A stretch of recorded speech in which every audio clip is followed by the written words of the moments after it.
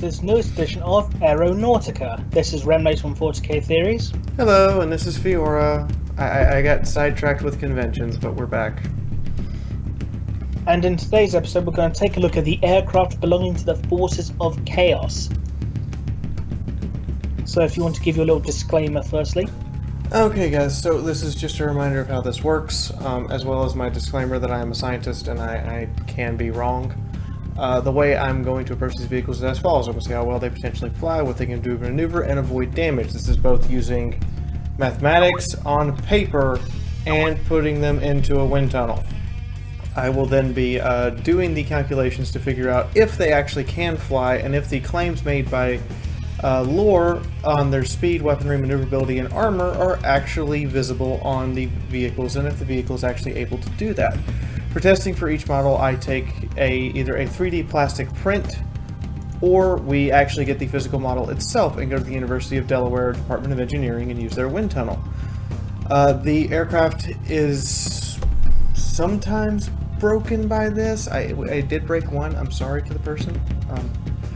But we then calculate using drag equals 0.5 times surface area of direction of travel times density times drag coefficient times velocity to figure out a lift to drag ratio at 300 kilometers per hour, the average maintaining cruising speed of most modern aircraft. Once all this is done, we then put it all together for you guys. Lastly, please remember that this is science, and as a scientist, I can say if I'm wrong, I'm wrong. I'm allowed to be, because guess what? Science is wrong sometimes. So we'll start things off this week by taking a look at the most common of all Chaos aircraft, the TALON fighter bomber. Now, the TALON fighter bomber is typically armed with twin-linked las cannons and either an autocannon or havoc launchers, as well as incendiary bombs. In combat, the TALON sweeps low, strafing targets with its las cannons and autocannons, engulfing enemies in the incendiary bombs. It has a maximum speed of 2,350 kilometers per hour and is crewed by a pilot, a gunner, and a commander. Okay, ladies and gentlemen. Oddly enough, this one flies pretty well with a lift to drag of around 0.3. There is a wind trap at higher speeds, though, directly between the wings where the main las cannons are underneath the cockpit.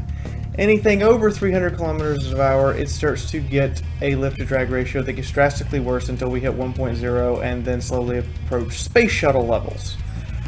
This is a low-speed fighter at best.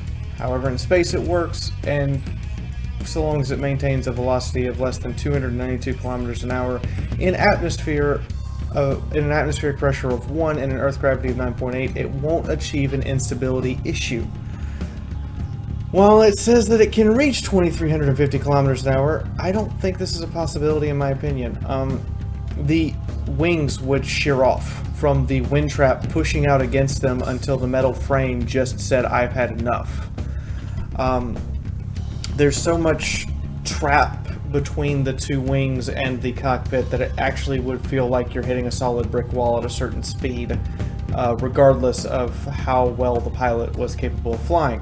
However, so long as the pilot kept it between 1,300 and 1,800 kilometers per hour, we estimate it could pull an inverted turn in 3 seconds or less.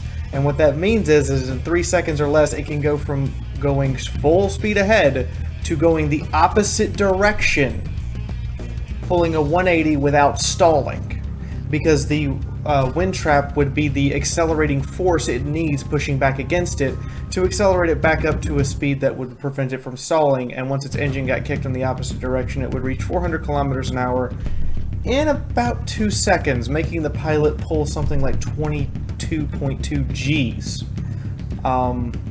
If you can survive 22.2 Gs, congratulations, but you probably can't. But it is a theory, at least, on how it can fly. What was that? A Space Marine probably can, though, in fairness. Please do remember that all of this, however, at its high-end performance, is pure theory. What really should happen is the wings fly off. Firepower-wise, it is equipped with 2 las cannons for primary air-to-air combat, which I have to admit, fast-as-light weapons, FAL, directed energy weapons, would probably be preferred in future combat for air-to-air combat, considering high speeds and problems we have aiming guns in air-to-air combat as is, with ballistics drop-off and wind shear diverting rounds in different directions, being able just to go, yeah, I don't care about wind shear or gravity, would be a really nice change of pace for our air-to-air combat pilots. It would return it to a point-and-click interface. The autocannons and bombs are clearly used for strafing runs, not for primary anti-air defense.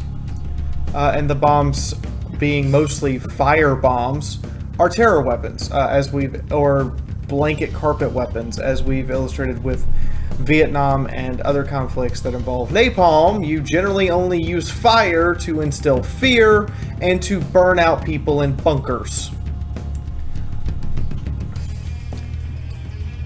Overall, though, it seems like a good start for the Chaos Forces, in fairness. Well, it is armored like a modern aircraft. Don't get hit.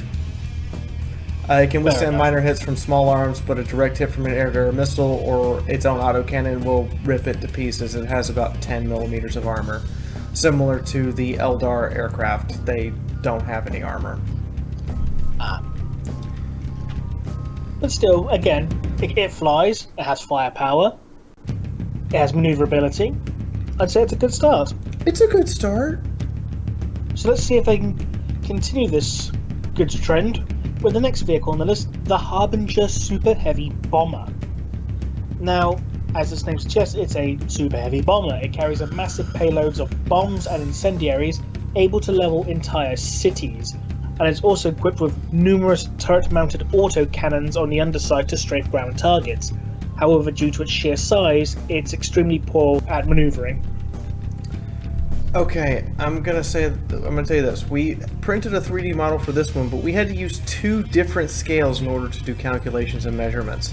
Wind tunnel was done at 1/40th scale, and the armor thickness was done at 1/120th scale. Chaos, you built a decent aircraft and gave me some faith and took it all right away. I've seen pictures of this aircraft. It makes a tank look tiny. This plane would weigh a minimum of 50 metric tons, assuming it was made out of super light future alloys that weigh half as much as the aluminum alloy we use in modern aircraft. With a lift-to-drag of 1.27. To achieve 300 kilometers flight, it would need to exert a force of 123,825 kilonewtons. This is the equivalent of two bunker buster Tomahawk cruise missiles hitting the same point at the exact same time. And if you've ever seen a bunker buster Tomahawk cruise missile, it will destroy an entire 500-foot airstrip with one missile. Simply put, I don't believe there's any way you're going to get this thing to fly unless you're willing to destroy its runway or its takeoff catapult every time you launch it. And it is a bomber, so it bombs its own runway. This includes space-based launch, because even in space you still have to move 50 metric tons out of your hangar deck. Good luck. Its maneuverability is also severely hampered given it's a flying wing of massive size. Flying wings work incredibly well when they're small, but as shown by the B-2 bomber, once you get it to a certain size, flying wings don't really work very well for maneuvering. It will literally pull a half G while only turning 8 degrees per second. Normal dogfighting turns are 25 to 30 degrees per second, and for this aircraft that would be in excess of 200 Gs for the people inside.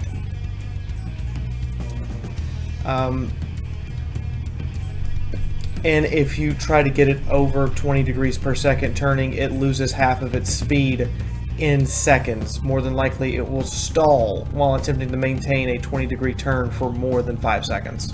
And so if you want to do a 180, good luck. Which means it can't dogfight or engage in air-to-air combat at all. Its defensive turrets are purely that, defensive. The autocannons, I will admit, would be great for strafing and air-to-air defense, but the bombs it carries are the crazy, insane part.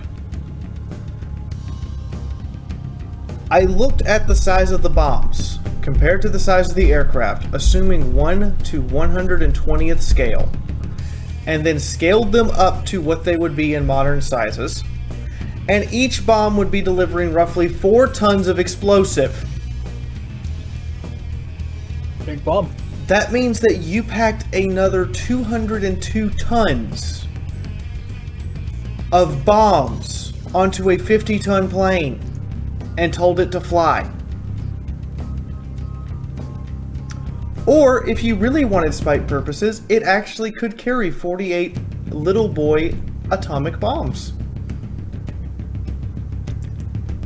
This is why I think that the Imperium should be really afraid of this thing if it actually ever got off the ground. Because it literally carries enough nukes to solo the entire continent of Europe. Now imagine if the pilots of that did a kamikaze run with a full payload. You'd be looking at about you'd be looking at the Yucatan Peninsula crater, which, as a reminder, is 4 times as large as Zarabamba. This means if Imperial forces ever let these bombers through even one of them, at minimum, they just lost an entire hive city. At maximum, I accidentally your continent. Armor-wise, we actually had to talk to a third-party source through the phone and assume 1 to 120th scale because that's the size of the model they were using. Because I couldn't get my physical hands on the model since the person who had it was in Maine. The result in the size comparison using a Rhino Assault Marine transport for how big it's supposed to be in comparison to the aircraft means it has 8 inches of armor at its thickest point. It can withstand tank rounds. Literal tank shells will not penetrate this, sabot or heat. Much less standard anti-aircraft fire that relies on shrapnel rather than armor-piercing mechanics to shred the aircraft apart. You would literally fire an air-to-air missile and just get a burn mark on the bottom of the aircraft. And if it's demonically possessed, you just piss it off. This explains why this is such a threat, and due to its massive payload and extreme durability, I guess I can see why it's favored by Nurgle. It's a flying Nurgling. Mm-hmm. Except just scaled up. Except I don't know how it flies. The warp did it. To get off the ground with 252 tons and its lift-to-drag ratio, we are talking in the neighborhood of acceleration forces that exceed that of the largest explosion ever measured.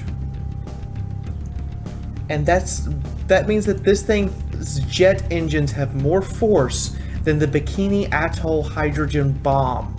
Dear Chaos, I'm out!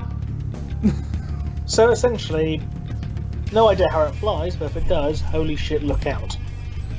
Essentially. Right, so moving on to the next aircraft, the Hellblade. Now, the Hellblade is used as an interceptor craft, which is smaller than the Hell Talon fighter bomber. It has a top speed of 2,800 km per hour and is armed with 4 autocannons. Smaller, more agile version of Hell Talon. I can see where the design philosophy was. I won't exactly sit here and bore you with the thrust mechanical details, but I can tell you this.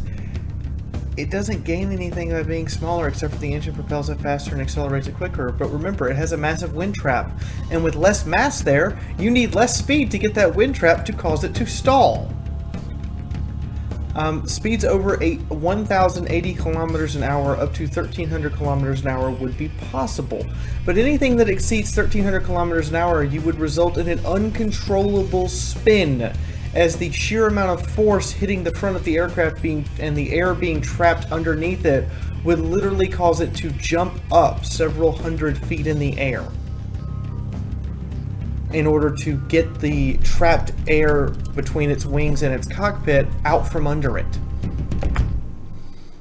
It would be the equivalent of ramming a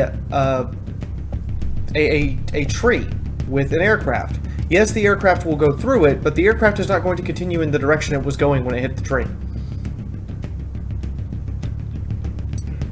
So I don't think it works as intended.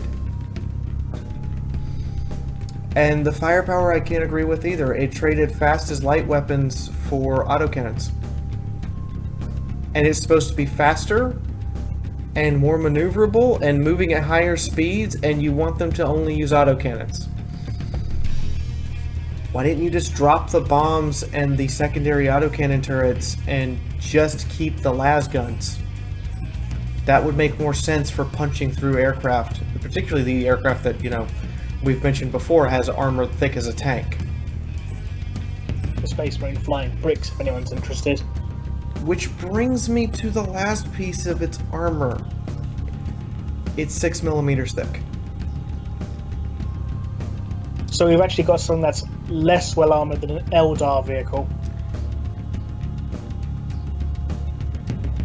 Pre-World War II monoplane fighters have more armor than this thing does. The Buffalo and the Mark I Hurricane have thicker metal than this thing does.